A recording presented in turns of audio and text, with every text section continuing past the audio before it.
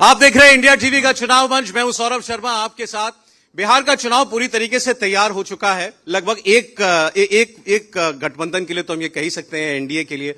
दूसरी ओर आज हम जब आपसे बात कर रहे हैं तब भी कई चीजों को लेकर बहुत से सवाल बाकी है, क्लैरिटी नहीं है। महागठबंधन में अभी तक यही नहीं मालूम कौन कितनी सीटों पर चुनाव लड़ रहा है। लेकिन ऐसा नहीं है कि इस बार नरेंद्र मोदी की पार्टी और तेजस्वी यादव की और नीतीश कुमार की पार्टी को, उनके सहयोगियों को आपस में तालमेल बैठाने में कुछ दिक्कत ना हुई हो।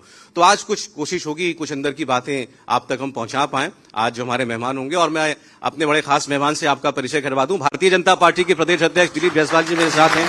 दिलीप जी, बहुत स्वागत आपका हमारे इस चुनाव मंच पर। धन्यवाद धन्यवाद। All is well in India now? Everything is well, all is well. लेकिन आपको उस दिन कैसा लगा जब बोला Upendra Kushwaha ji, this time nothing is well in India? Because of वो अपने पार्टी के कार्यकर्ताओं का और संगठन का, कोई भी राजनीतिक दल के नेता चाहते हैं कि हर पार्टी को अपना कार्यकर्ता और संगठन को ज्यादा से ज्यादा उन्हें मौका मिले उम्मीदवार बनाने का, चुनाव लड़ने का। किसी भी दल का ये इच्छा होता है। इसीलिए दल के राष्ट्रीय अध्यक्ष होने के नाते किसी भी दल के नेता हर वक्त ये चाहते हैं कि उनके दल को ज्यादा से ज्यादा कार्यकर्ताओं को उम्मीदवारी का हिस्सा मिले। जो आप देना नहीं चाह रहे थे, ये दूसरा लाइन हो गया। पहला तो जो आपने सवाल किया मैंने उसका जवाब दिया, और मैंने जब जो चीज दिया या जो आपसी सौहार्द के अनुसार उनको मिला तो उन्होंने बहुत खुशी जाहिर की।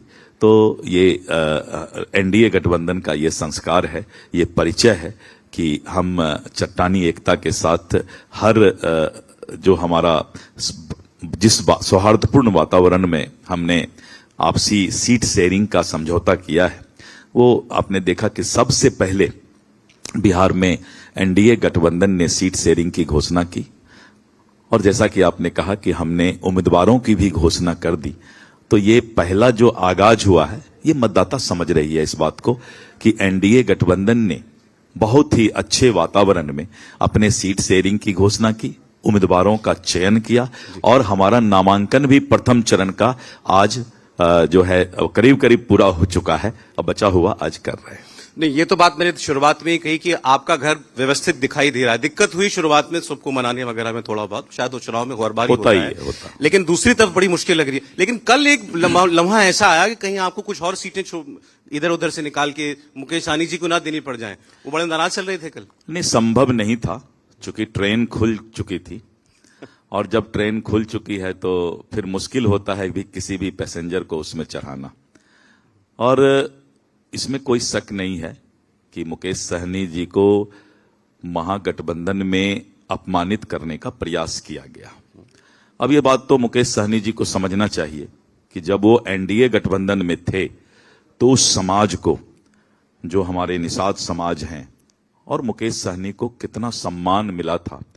आज वो इस बात को महसूस कर रहे हैं कि एनडीए संस्कारी पार्टी है, जहां पर सम्मान भी है और संवाद भी है और समन्वय भी है। तो ये आप किसी जानकारी के आधार पर कह रहे हैं, मुझे ऐसा लग रहा है। आपकी बात हुई थी उनसे क्या? अब ये बात मैं आपको अंदर की बात है। राजनीति संभावनाओं का खेल होता है, और राजनीति में कुछ भी असंभव नहीं होता है। जी, कल गृहमंत्री भी यही हैं, बिहार के दौरे पर ही आए हुए हैं। कल वो एक कार्यक्रम में बात कर रहे थे। ये सवाल आप मुझे यकीन आप जहां जाते हैं आपसे पूछा जाता होगा। मैं शुरुआत में भी कह रहा था। मैंने एक बार जो पोलस्टर होते हैं, जो सर्वे करते हैं, उनसे मैंने पूछा आपको बिहार में इस वक्त सबसे बड़ी ख्वाहिश क्या दिखाई दे रही है लोगों की? तो उन्होंने कहा एक सेक्शन ऐसा है जो बिहार में बीजेपी लेड गवर्नमेंट चाहता है। BJP lead government. आप सत्ता में तो रहे 17-18 साल साथ में नीतीश जी के, मुख्यमंत्री नहीं बनाया आपने अपना कभी। इस बार क्या तैयारी है उसकी? बहुत जल्दी आप इस सवाल पर आ गए। मुझे लगा था कि थोड़ा और चलेगा तब इस सवाल पर आएंगे, क्योंकि आपकी क्यूरियोसिटी जो है इस सवाल में ज्यादा होगा, इसीलिए। लेकिन जल्दीबाजी थोड़ा हुआ, कोई बात नहीं है। नहीं, वो इसीलिए क्योंकि कल गृहमंत्री जी से सवाल हुआ, और उन्होंने भी इसका मतलब अभी तक आपकी पार्टी में किसी ने नहीं कहा कि नीतीश जी मुख्यमंत्री बनेंगे। उन्होंने भी नहीं कहा। लेकिन पिछली बार तो आप लोगों ने कहा था, इसीलिए सवाल बार बार। देखिए, मैं आपको जनवरी फरवरी, इसी वर्ष में जनवरी फरवरी में हम लोगों ने एनडीए कार्यकर्ता सम्मेलन जिला स्तर पर किया था, और अभी सितंबर अक्टूबर में 243 विधानसभा में हमने एनडीए कार्यकर्ता सम्मेलन किया। और हमने स्पष्ट रूप से इस बात को जनता के बीच रखा कि नीतीश कुमार जी के नेतृत्व में बिहार आगे बढ़ रहा है और हम नीतीश कुमार जी के नेतृत्व में चुनाव लड़ रहे हैं। तो इस बात की स्पष्टता, संवाद और समन्वय जनता और मतदाता और कार्यकर्ता के साथ है। आपने भी फिर अभी भी अधूरी बात की है। वो नेतृत्व कर रहे हैं, वो मुख्यमंत्री हैं, जीते तो उसके बाद क्या, लोग ये जानना चाहते हैं। नहीं, मैंने स्पष्ट कहा कि उनके नेतृत्व में चुनाव लड़ रहे हैं और उनका नेतृत्व बहुत ही अहम है एनडीए के लिए, और आने वाले समय में नीतीश कुमार जी का नेतृत्व जो है एनडीए को आगे बढ़ाएगा। अब आप जितना वो कह पा रहे हैं हम लोग सब समझ पा रहे हैं। नहीं, स्पष्ट है कि उनका नेतृत्व आज तक जो बिहार विकास किया, आगे बढ़ा। आप एक चीज देखिए, 20 वर्ष शासन करने के बाद भी जनता के बीच एंटी इनकम्बेंसी गवर्नमेंट का नहीं हो, यह बहुत बड़ी बात है। आज हम जब जनता के बीच जाते हैं तो 20 वर्ष के बाद तो लोग चिढ़ सा जाते हैं कभी कभी, लेकिन आज भी नीतीश कुमार जी के और नरेंद्र मोदी जी के गारंटी पर बिहार के मतदाता को विश्वास है। ये इस बात को बताता है कि आज नरेंद्र मोदी जी का जो बिहार के विकास के प्रति चिंता है और नीतीश कुमार जी जो उस पूरे केंद्र के, और केंद्र जो चाहती है कि विकसित बिहार का सपना पूरा हो, तो एनडीए सरकार ने जो पूरा किया है, तो जनता में आज किसी भी तरह का एंटी इनकम्बेंसी नहीं होना, ये बहुत बड़ी बात है। तो ये भी तो बताता है दिलीप जी कि नीतीश जी अब या तो जरूरी हैं आज भी बिहार में, 20 साल से उनके बगैर कोई सरकार नहीं बनी और वही मुख्यमंत्री हैं, या वो मजबूरी हैं, चाहे आपकी हो चाहे उनकी हो, जब उनके साथ रहे। देखिए, मैं बताता हूं, मजबूरी कभी भी गठबंधन दल में कुछ नहीं होता है। आप देखिए कि जब पिछले बार 2020 में भारतीय जनता पार्टी का स्ट्राइक रेट बहुत ज्यादा रहा था और उस समय आदरणीय नीतीश कुमार जी ने कहा भी था कि अगर चाहे तो बीजेपी अपना नेता बना सकता है, लेकिन उस वक्त भी प्रधानमंत्री जी ने स्पष्ट तौर पर कहा कि नीतीश जी आप ही हमारे नेता होंगे और आप ही मुख्यमंत्री होंगे। ये हमारा संस्कार है एनडीए का, और ये एनडीए का संस्कार मतदाता भी समझ रहे हैं। इस बार क्यों नहीं कह रहे? मैं बताऊंगा समय पर। मैं तो बता ही दिया कि वो हमारे नेतृत्व करता है और चुनाव के बाद भी वो हमें नेतृत्व करेंगे। देखिए, ऑपोजिशन खुलकर कह रहा है, चाहे तेजस्वी यादव हो, कांग्रेस पार्टी के नेता हो, या प्रशांत किशोर भी अब हैं चुनाव में, कि नीतीश जी को बीजेपी मुख्यमंत्री नहीं बनाएगी। अब ये उनका आरोप हो सकता है, लेकिन इसका हमें एक इशारा शायद तब मिला जब आप लोगों ने टिकट बंटवारा किया। हमेशा उन्होंने आपसे ज्यादा सीट लड़ी, चाहे 2-5 सीट ही सही। इस बार बराबर आप लोग चुनाव लड़ रहे हैं। पहले लोग कहते थे बड़ा भाई छोटा भाई, इस बार कह रहे नहीं, जुड़वा भाई है। ये सीट फॉर्मूला अलग चीज है, ये इससे आप उस चीज को नहीं जोड़ सकते हैं। जहां तक अपोजिशन का सवाल है, तो अपोजिशन ये नहीं बोलेगा तो और क्या बोलेगा, क्योंकि अपोजिशन के पास अब कोई मुद्दा और काम बचा नहीं है। मैंने 3 महीना से मैं अपोजिशन के लीडर को चुनौती दे रहा हूं कि कभी आकर आप विकास पर बहस कीजिए।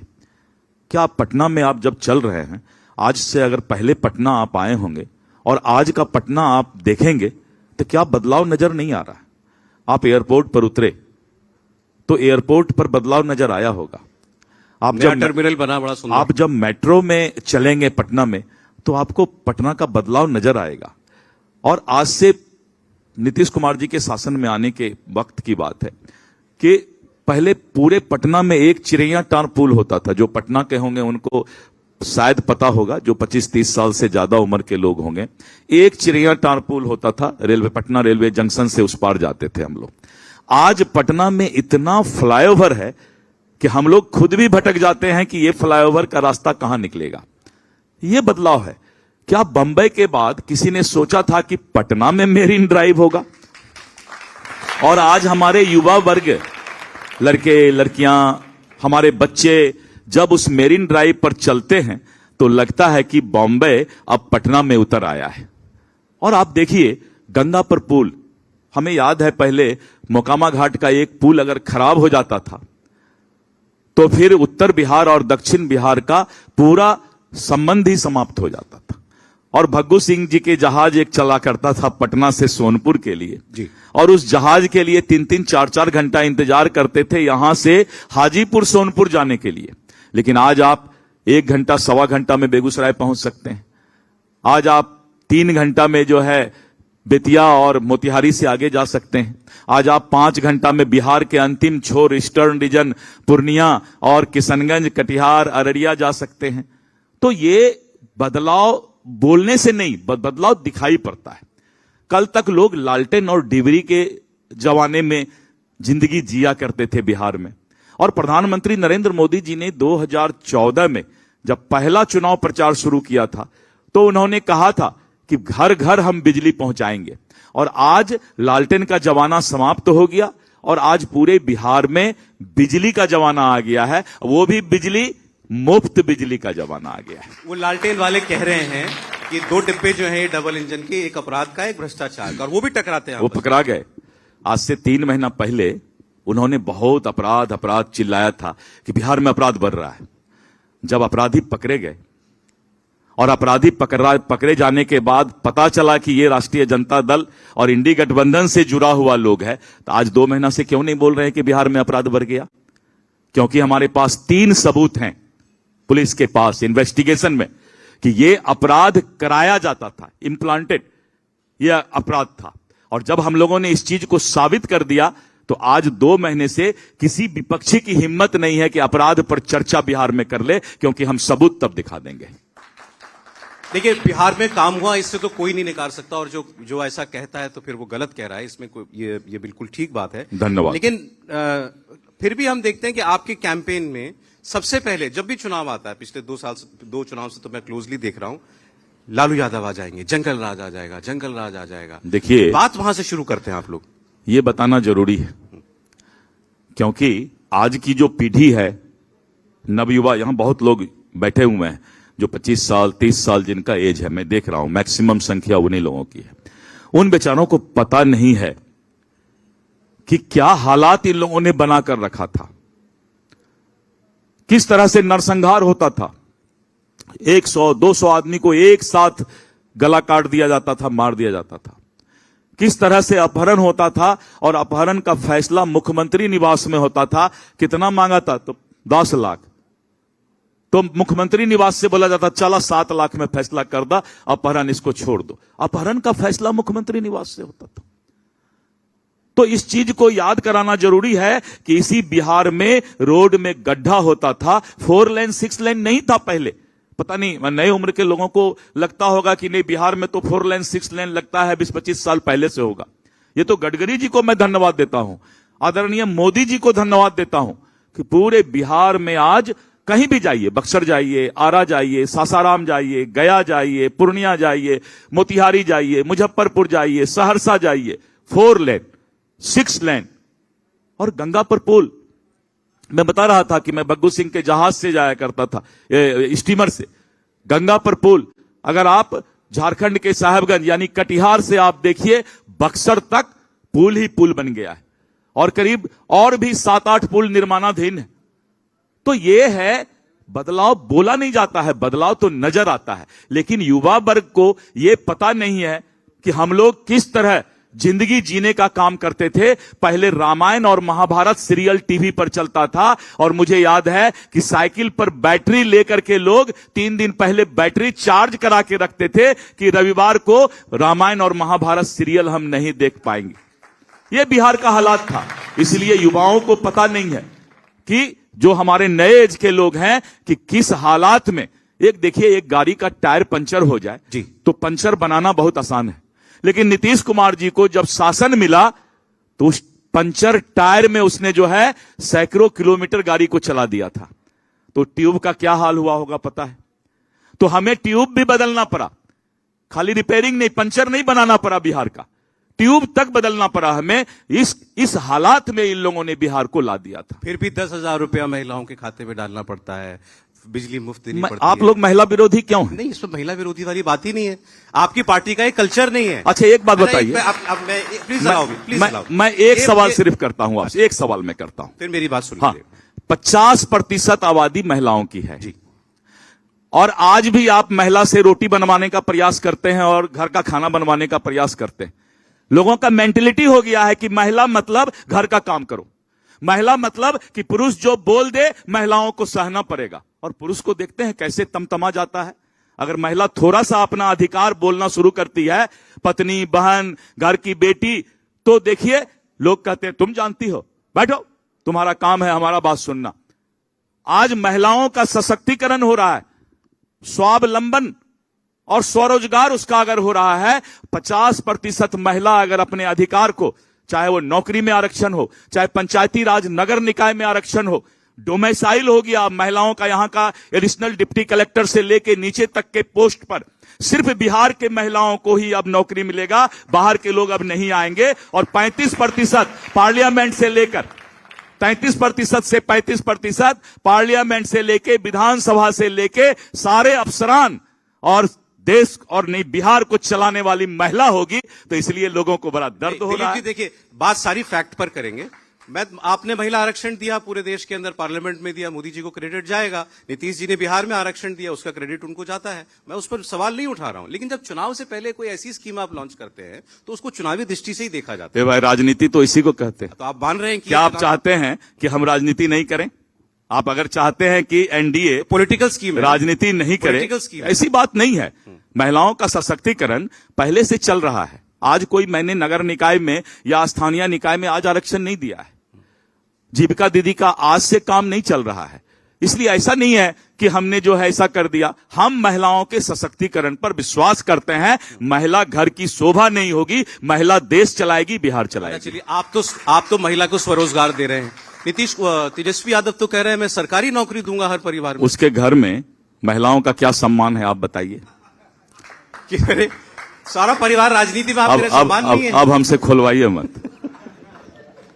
और दूसरा जो आपने कहा, आपका दूसरा कोई क्वेश्चन था? नहीं, मैं यही बात आपसे पूछना चाह रहा था कि मुझे सरकारी नौकरी जो वो कह रहे हैं हर परिवार को हम देंगे, बड़ा वादा है ना, लुभावना। मैं कल आज तक चैनल पर था जी, तो जब ये सवाल आया तो मैं 1 मिनट तक खूब हंसा। क्यों हंसा? जिस बेचारे को खुद नौकरी नहीं मिला है आज तक, या नौकरी करने का डिग्री नहीं है, वो क्या समझेगा सरकारी नौकरी क्या होता है?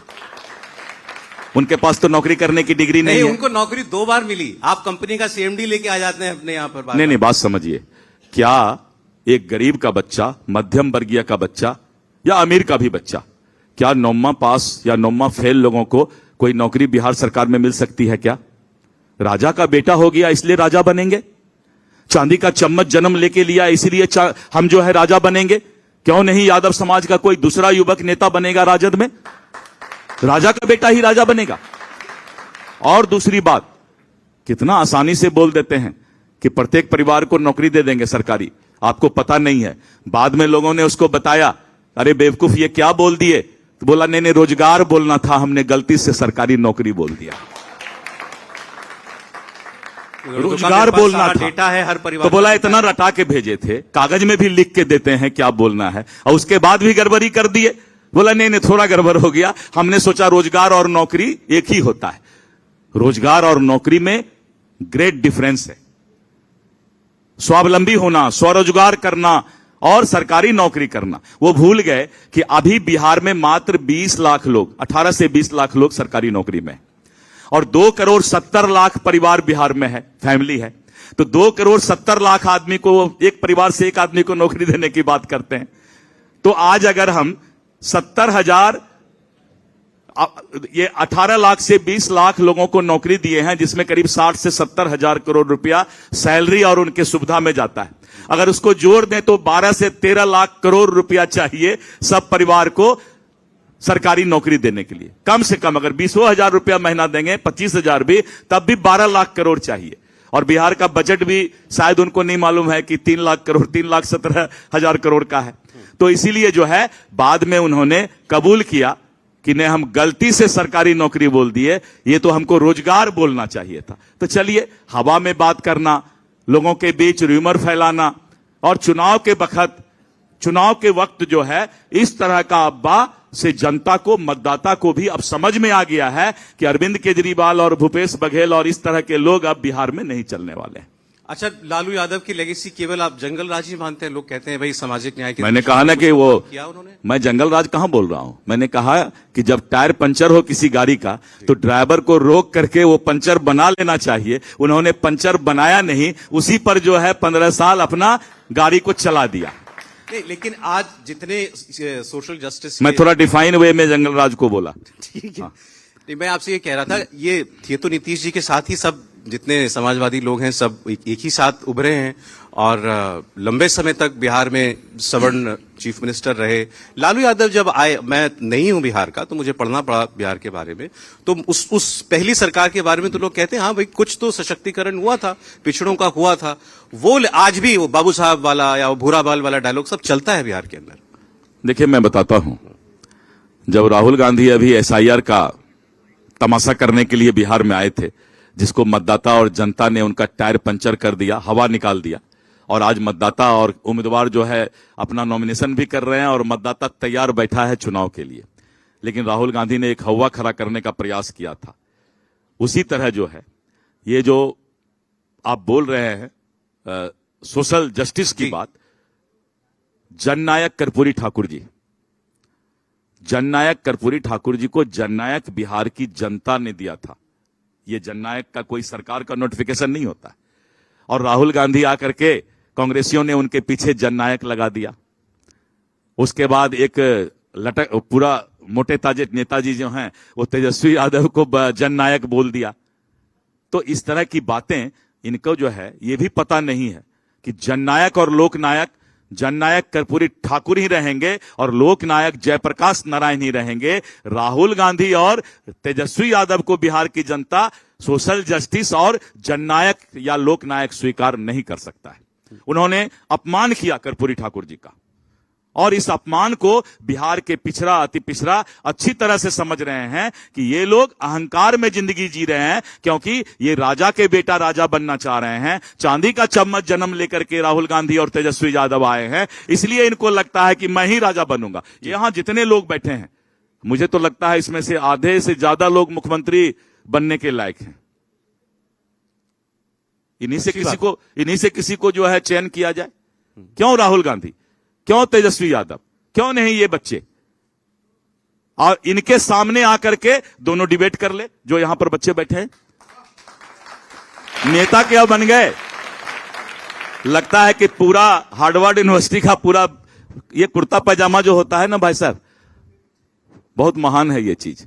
जैसे पहन लेगा और उसके बाद किसी नम्मा फेल नेता को भी बुलाइएगा तो वो तो ऐसा बोलेगा जैसे लगता है कि पूरा दुनिया का सबसे बड़ा विद्वान वही है। लेकिन सारे विद्वान सामने बैठे हुए हैं, तो इसीलिए जो है थोड़ा बच के रहिएगा। नहीं, अब मैं आपसे जाति की बात इसलिए पूछ रहा था, मैं नहीं जाति मानता, लेकिन लोग कहते हैं आपके लिए बड़ा कहना बड़ा आसान है क्योंकि आपका उपनाम कुछ है। और देखिए मैं बात मैं इसलिए कह रहा हूं, बट कास्ट एक रियलिटी है और ये भी बात सच है कि जाति के आधार पर हमारे देश में भेदभाव भी हुआ, अभी भी होता है। मैं आपकी लिस्ट देख रहा था, बहुत सामाजिक न्याय की बातें होती हैं बिहार के अंदर। आपका लगभग 50% टिकट सवर्णों को है। मैं फिर कह रहा हूं, I don't believe in caste, but caste is reality. मैं चिराग पासवान जी का टिकट देखा, उनके 30-35% टिकट वो भी सवर्णों को हैं। कुशवाहा जी की लिस्ट में भी जिनके 6 ही हैं उनमें भी मुझे ऐसा ही दिखाई दिया।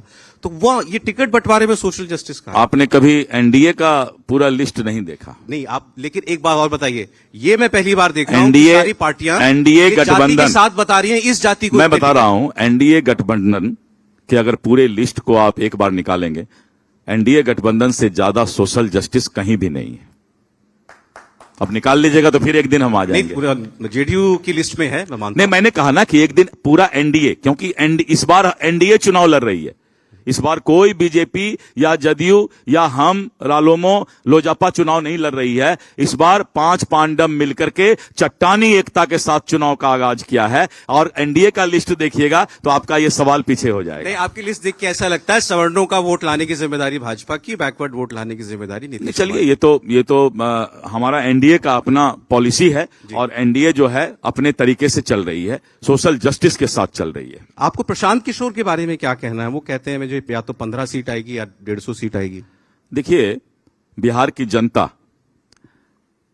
फिर से किसी अरविंद केजरीवाल को पसंद नहीं करेगी और बिहार की जनता इस बात को समझती है। और मेरे एक लाइन के जवाब में आप सारी बातें अरविंद केजरीवाल का देख सकते हैं।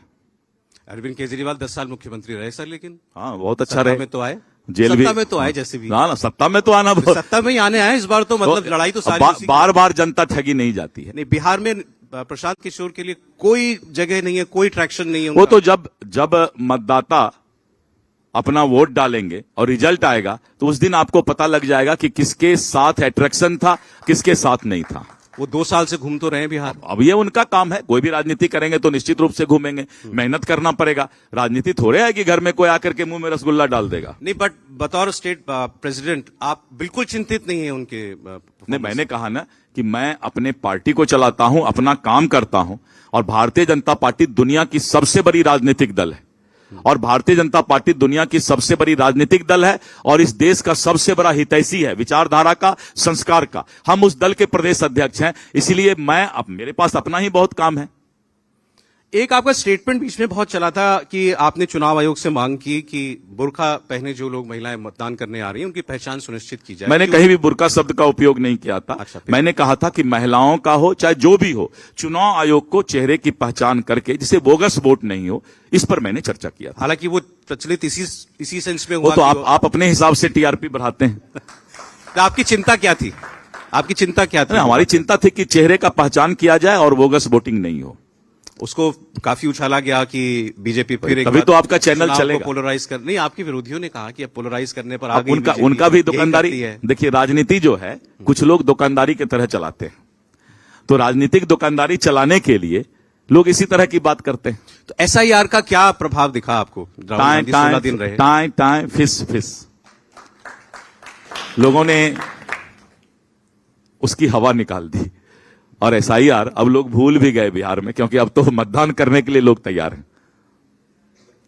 राहुल गांधी काफी मेहनत करके हो गए गया, उसी के डर से तो विदेश भाग गए थे बाद में। वो आपने देखा होगा कि एसआईआर के बाद वो विदेश भाग गए, और उनको पता लग गया कि हमारा यहां पर बिहार में लोगों ने टायर पंचर कर दिया।